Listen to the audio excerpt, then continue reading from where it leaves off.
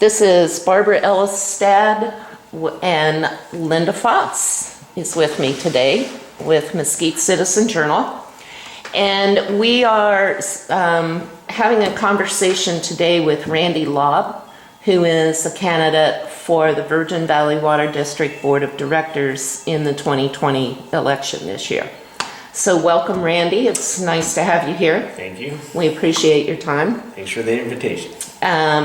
So we're going to hit on some topics rather than absolute set questions. We're going to try to have more of a conversation than just a quick Q&A. Okay. So you have actually been a member of the Water District Board of Directors before. You actually filled my seat in 2018. That's after correct. I resigned, and they made an appointment. So you have a little bit of experience, although you're not running for re-election because you're not elected now. So tell us a little bit about your background, and kind of some personal information that the public would be interested in hearing. Okay. Like I say, my name is Randy Laub. I born and raised here. Grew up in Bunkerville, across the river. I do multiple things here in town. Dating back, I have 5 children. I got remarried, got divorced, got remarried. My wife now has 3 children, so we have 8 together. Okay. If you want to babysit, let me know. No. Exactly. Running a paper is hard enough. Right. So over the years, I've owned a couple of businesses. I owned a pest control business for years. I'm in real estate currently. I also work for the city of Mesquite. I'm pretty involved in the community. Now, you did work for the city of Mesquite in what capacity? I work in the leisure services department. So Do you still currently do that? I do. Okay. I do. And so I kind of double dip a little bit. I do work for the city of Mesquite. I've been there 27 years, and I sell real estate, just kind of piecemeal a little bit here and there with EXP Realty. Okay. Quite involved in the youth. I've coached not only my kids, but many kids over the years, and whether it's baseball, flag football, etc. I think youth, our kids, our families are probably the most important thing that we have. And so for me, it's basically just community involvement, whether it's politics, whether it's family, I think for me it has to be community based.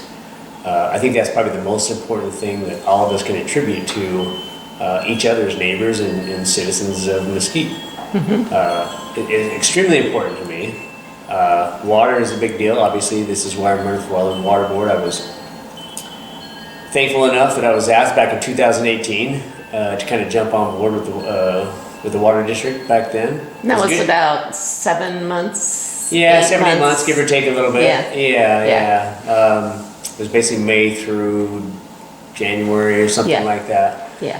It was a good education for me. It kind of struck a chord with me a little bit on maybe some alarm bells for me that kind of went off community-wide as far as maybe the things I agree or disagree with. But nevertheless, it was a good education. And I'm currently running for the water board again to maybe kind of push some of those agendas that I feel like need to happen. That maybe they aren't, but in my point of view, I think they need to be pressed upon a little bit. So. Okay, we'll get to those in a little bit. You can kind of expound on them. I think one of them would be conservation. You know, as I work for the city of Mesquite in the leisure services department, in the parks is basically where I work. Over the past several years, we've taken a lot of grass out. We've done a lot of different things for the simple fact of not only is it getting expensive, but a natural resource. Don't use it if you don't have to. Let's kind of hold on to it a little bit. There's been a lot of little grass areas we've taken out to conserve not only water, but money and resource along for the city and the community as well. So I think conservation is a big deal. I have a lot of people just in the past month or so ask me about, they see water running down the street all the time from grass areas here, grass areas there. It says, why aren't we doing something about that? So I look back on the water district policy, and they really haven't had much going on with that aspect. Around 2007, 2008, they had a policy that kind of put in place. It's a little bit outdated, and I think that's one of those things I'd like to kind of take a hold of and at least kind of pressure a little bit and say, hey, I don't want to be necessarily a policeman, but at the same time, if there's an issue, let's have a viable line to say, hey, there's a broken water line over here. Do we know about that? Can we report that quickly? Can we contact the HOA or the landscape company? Maybe a little bit faster, streamlined than just driving by it. Okay. I mean, I can tell you how many thousands of gallons of water are wasted that is culinary water. I mean, some is reuse, depending on where you're at.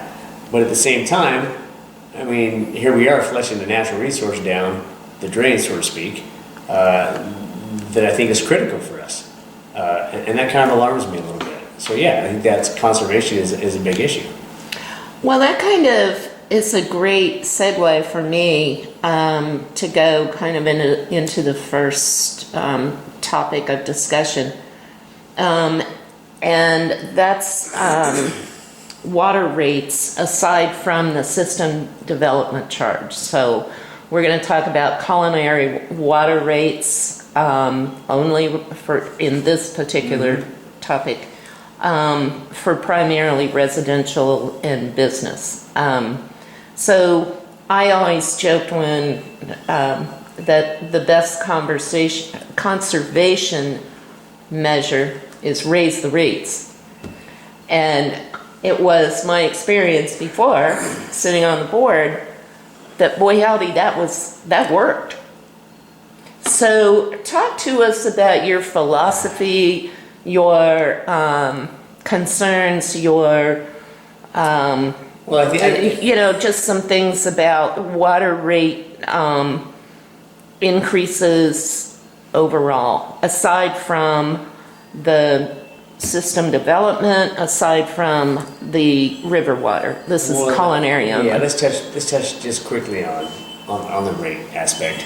Okay. You know, when you were back there a couple of years ago, you kind of thought, well, let's potentially raise the rate of water. That way people don't want to use the water because they don't want to pay the water bill. It kind of works, right? Nobody wants to just pay money out of the thing. I'm not too sure I totally disagree with that. However, I look at it a little bit differently. I think education is probably where it needs to be sustained better than just raising water rates. Okay. I think if people could understand a little bit better, okay, this is the situation we're in. We have this much groundwater, we have this much water that we are able to use. I just don't, in my mind, I just don't think the education's there. I mean, you can rate them out of oblivion if you want. I don't think that's fair when potentially the water district itself needs to put out maybe different educational brochures, maybe, hey, maybe simplify a little bit, say these 3-hour water board meetings that everybody has to go to try to figure it out. I think education is a big key. I just don't think it's there currently. Okay. I mean, we can go and increase everybody's rates and everybody wants to know why, right? Every time you increase a rate, what do people say? Well, why are we doing that? We just raised it last year or 18 months ago. And they don't understand why the rate's going up. So I think maybe on a simplistic side, I think education is a big key. Okay. And it simply comes down to maybe we put out more memos, maybe we put out different information and say, hey, you know what? Do a short detail of a simplified information packet, if you will, to the homeowners that pay the fee. It's, hey, this is where we're at. This is the aquifer. This, it doesn't have to be in detail, but it has to give them some kind of guideline to go off of.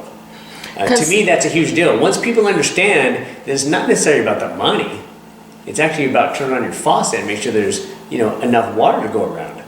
I think that's more alarming than paying an extra $5 on your water bill, as far as I can see it. So education to me, I think is a must. If you don't educate people, I don't think that's not necessarily even fair to them or the community. But that's my take. Okay. Go ahead. Would you be interested in televising the water district meetings just as City Hall? They just did this edition, right? Yeah. And they have, what do they have right behind the board members? What do they have there? They have 3 of them. Mm-hmm. 3 what? Screens. 3 big TV screens. Mm-hmm. And so I'm thinking to myself, what are those for? Are you playing Xbox on that, or what are we doing? You know? And so let's talk about to put those on a live screen, or maybe not necessarily live, maybe you're recording, you can watch it the next day. But at least people that don't have the opportunity to attend, for whether their kids are on an activity or seniors who can't get out, it's no different than a city council. You can pop that up on their website and say, okay, this is what was talked about. Here we go again with education. It simply comes down to education and information and knowledge. I mean, if you think about it, I think a lot of people would be a little bit more interested in it if we put it maybe in a more plausible form. And so why wouldn't we do that? I absolutely agree with that. Okay.